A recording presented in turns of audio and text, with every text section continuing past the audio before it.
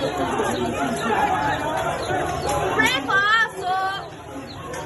Pray for us.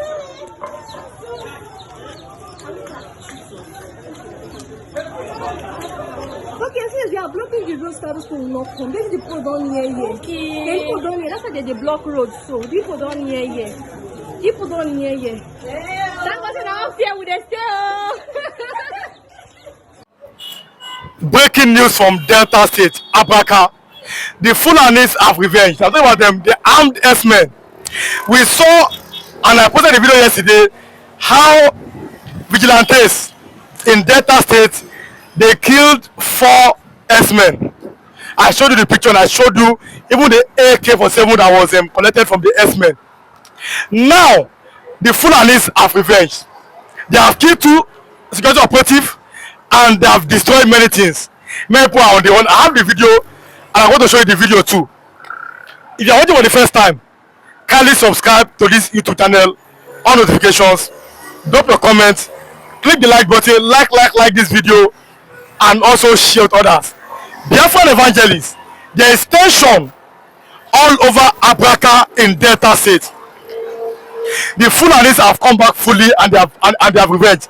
They have killed 2 security operatives. It's a very bad news. This Fulani, who are they working for? Who is backing them? But what do you have to say? Let's start from here. Let me tell you, where is Abraka? In Delta State. In Delta State. Let me tell you, Abraka is not a place you can toy with. It's not a place you can joke with. They come, they have bite the finger, they cannot be able. They have find the market, they have buy market where they no go fit sell. They should wait for the Abracans because there is going to be vengeance. I repeat, vengeance. I repeat again, vengeance. See, it is a high time that the Fulani should understand this. That the Biafran land is no-go area. It's not area you can do trade by barter. It is not a place that you can, bargain with your info. It is not a place that you can just come and begin to do anyhow. You have trespassed. The key for you came to kill 2, security personnel here and get ready. Get ready for the music. Get ready to dance. Get ready. Muhammadu Buhari called it Operation Python dance. And he called it again another name, crocodile dance. But let me tell you, I don't know whether you don't see river ocean dancing.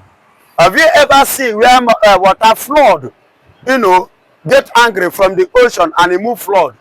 Flood can even swallow a whole 100-story building. You know that. And let me tell you, the Fulani should prepare for that. Yes, they should prepare for that because Abraka people, Abraka the Biafrans, Abraka the indigent, Abraka the people can never condone such nonsense. Because enough is enough. For how long shall we continue? Agaba for during there. Agaba for during there. Again a day. But ask a question. That are the Igbos afraid of the Fulani? That's the question. The answer is are the no. Igbos afraid of the Fulani? No, that is the answer. Igbos are not afraid and Igbos can never be afraid. Then why did the Uzodiba give Muslim 2.1 billion to go to Mecca? And yesterday on the Vanguard, it's on the Vanguard this morning, how like 5 people are being killed in Imo State by the Fulani S-men. And the government not saying anything. Uzodiba gave it to them as a result of what the agreement they had before. They have had before. And that agreement IDP camp so that they can, use it to camp the Fulanis. So that they will use that opportunity and that avenue in that place to distribute their arms in order to capture Igbo land, which they have not done before, to conquer some part in Igbo land. And as you can see that now that they have failed, so they are looking for a strategy to pay the money back which you have assigned and the money that you have collected. Remember, before he became the governor, he was fourth in position, but Kekereku, the Fulani government used to have. You understand? And the Abraka, in conjunction with Abraka, it was under Muhammadu Buhari now. I know what I'm saying. So they use the power of incumbency with the agreement which he had signed. Remember, it was Buhari that brought in all these S-men. It was Buhari and all this terrorism. It was Buhari and co that brought them. You can see. So what he agreed, the agreement which he reached with them is what he tried to establish. But since there is a network failure on that angle, then what happened? So indirectly now, he's paying back to them out of what he has collected. That's why you see them giving them 2.1 billion, whereas the state is still lacking so many resources, so many mineral resources, so many infrastructure, lacking so many things. Now let me tell my viewers that money can put those things in place. Let me tell my viewers that in a short while I'm going to show you the video of that heavy fighting. I'm talking about how the Fulani, I'm talking about the S-men, how they chased many people away from Abraka yesterday. Heavy fighting, they have revenged. Two security officers have been killed. There is tension now in Delta State. Therefore, evangelists, let's look at this. We saw, for example, early this morning, before they went to go to their Salah prayer, they have told the Igbos that Biafra embassy can never stand. There is no way that Biafra embassy can ever function. And the Igbos have replied them, this country does not belong to you. Why are the Fulani always attacking the Igbos in Nigeria? What do you think? Or why are they not friends in Nigeria? They can never be friends. Yes, they can never be friends. And they will continue to attack Igbos, and Igbos will continue to reply them too. And when it comes to that embassy, they believe that the way they control the government of Nigeria with the support and backup of the British is the same way they will control every other nation. But they know that is why they always complain about the Igbos. These ones are the people that are too stubborn. This one doesn't comply, and we are not ready to go be Fulani. I want to ask you a question, and I want to tell you this. I want to ask in my question, have you ever seen a Fulani man in this country who, in all application, who will stand in the level of Oduku family? Have you seen any Fulani family like that? But they mentioned Dangote. Dangote is how much did the Dangote get? Dangote is comprises of Nigerian president. Now Nigerian money Dangote they use. If you know, make you know today. Now Nigerian money Dangote they chop no be in personal money. Of which Obasanjo is there. Obasanjo gets share. Jonathan Hand is there. The only time you mention Dangote, every time you mention that, okay, after you mention Dangote, mention another person. How much you think Dangote get? Are you saying that the Igbos who don't have power? When they time, let me tell you. I know that the Igbos are more powerful in Nigeria. That the Fulani who have power, who decide who is the powerful than any other tribe in this country. No be mouth. See, let me tell you, if what happened to the East, let me tell you something you don't know. Go and check your history very well. If they can tell you the truth, I've been opportune to listen to those ex-military that that fought to the war. They will tell you. I listened to one in TVC, the other one Arise TV. If you listen to them, you will know. They will tell you that the people that when you talk of this country, there will be no go area. Igbos. When they don't stand, they don't stand. When they tell you no, no is no. But I want to ask you again, is there anybody, mention one who is intellectual or educated, who can withstand, just stand in the shoe of Mazen Namdekano? I want to know. Mention one Fulani family. Mention one.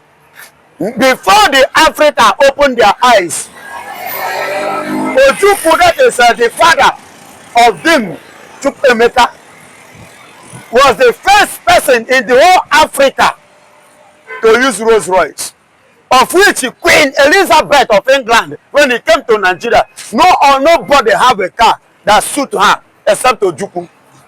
The first importer and exporter of cocoa in Africa. What are you telling me? How much did Dangote get? What Dangote is having is change to compare what the father family has, when you talk of money. And let me tell you again, is there any tribe in Nigeria that will suffer what Igbos suffered after the war?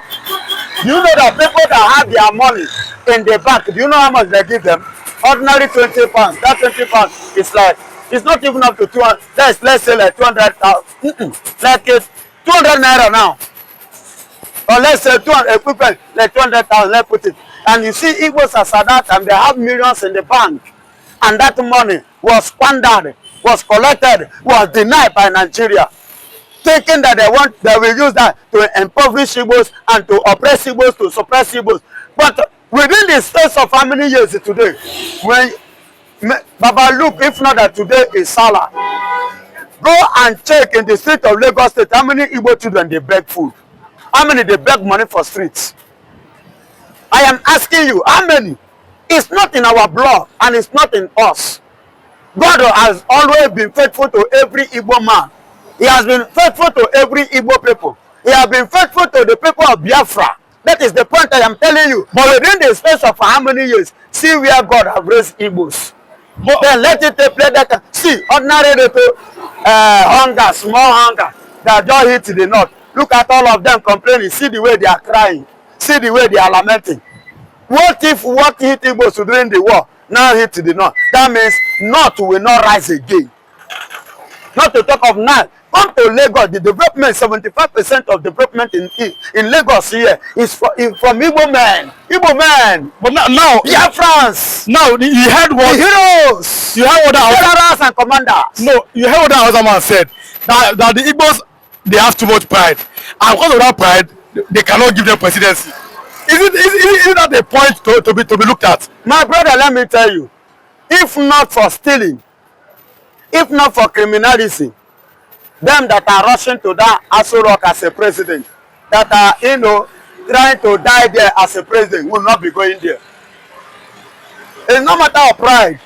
It's a matter of what the Lord is able to do in the life of every Igbo people, because we are the choosing of the Lord.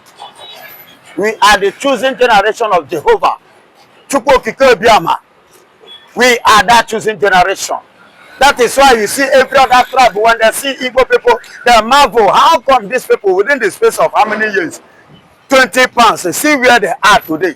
Even buying houses that cost millions. But then here in Lagos. But then you heard that not just only in Lagos, all over the world. But that Benjamin said other people may be jealous of the Igbos. That is, after that word, they came back.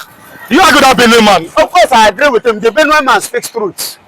But if you see the truth, to say it the way it is, after the war, within the space, see the way Igbos just boom, with the God help, with 20 pounds.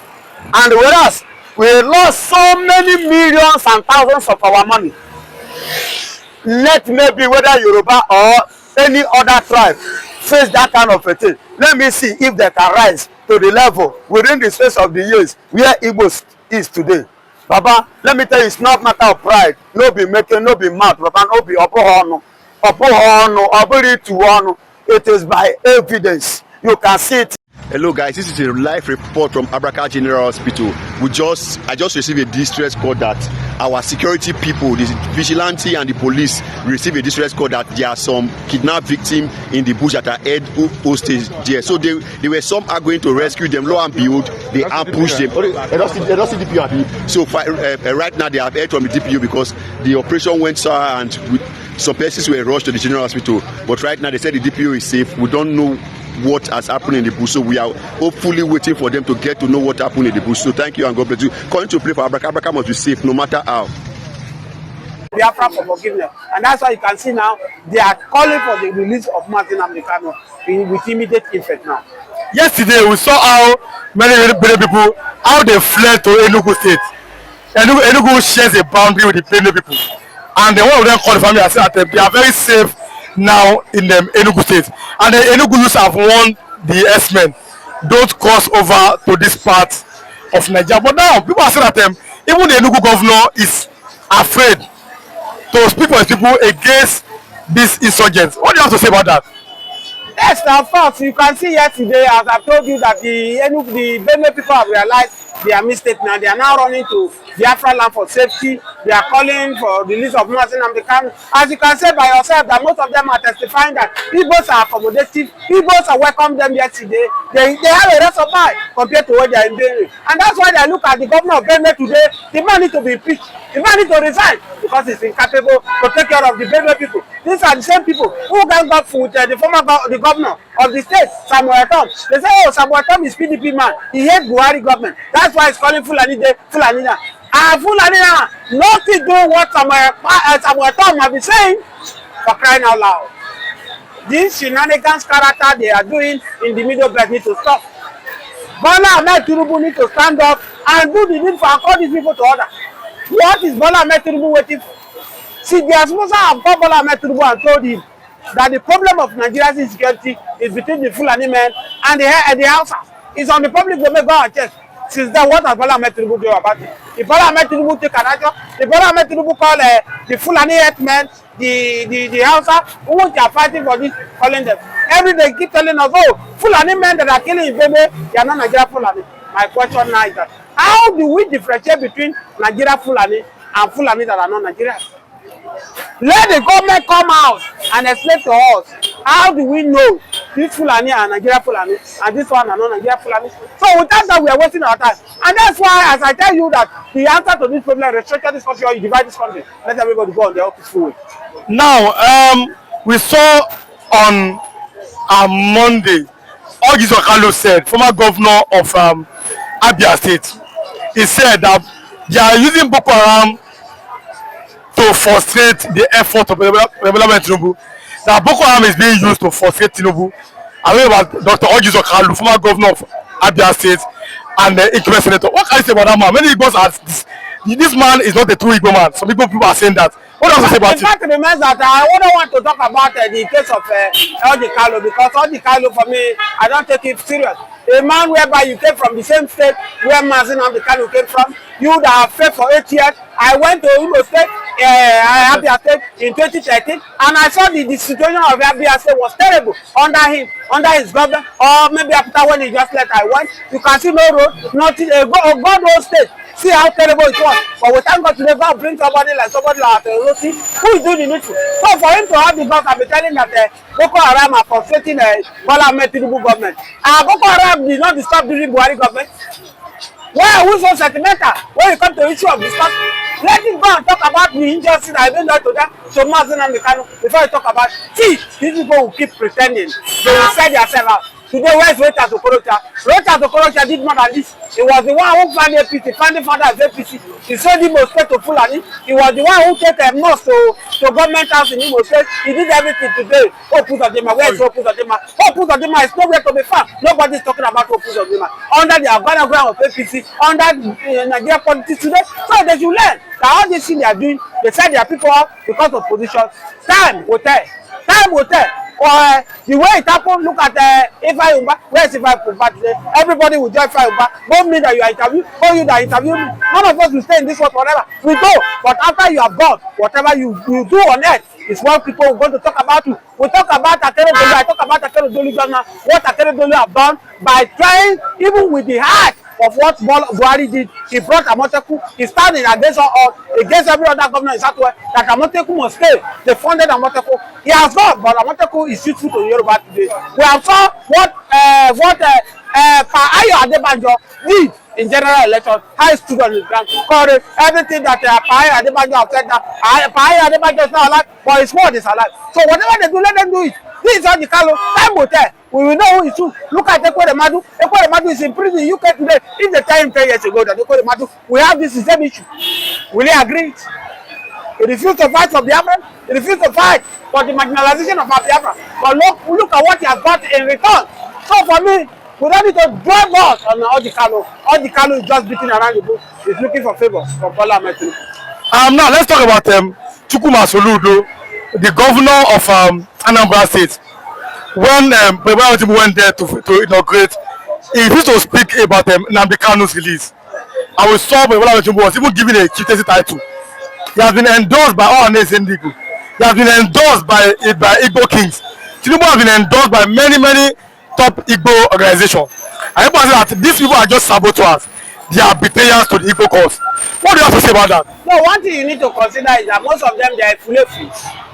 They are trying to buy them. Say they don't love Bola Ahmed Tinubu. They are pretending. Even Bola Ahmed Tinubu knows that these people are just running for their own selfish interest. You go and give your chief title to Bola Ahmed Tinubu for what? Has Bola Ahmed Tinubu fought any battle? DK1, it means the person who has fought battle for person in Igbo land. Which battle has he fought for the Igbo? Bola Ahmed Tinubu is the richest landlord, the biggest landlord in Africa. He have a land in the south. What makes him to derive the title they gave to him? A man who clicked what belongs to the southeast region, you are going there and giving him title. So Bola Ahmed Tinubu also know that they are playing politics. They want to use him to achieve his game. So the game is on. They are playing game. Don't forget that politics is a game. It's not like a chess game. They are playing for each other. Bola Ahmed Tinubu knows who truly love him or not. He knows that these people are playing politics. And we are saying that whatever he do too, everything will be given account of him. Not like at home, put on him, he's begging Biafra, he's doing every other thing because he knows that his time is running out. Now, let's look at this other angle here. We have seen, for example, the Igbos are refusing to join the army.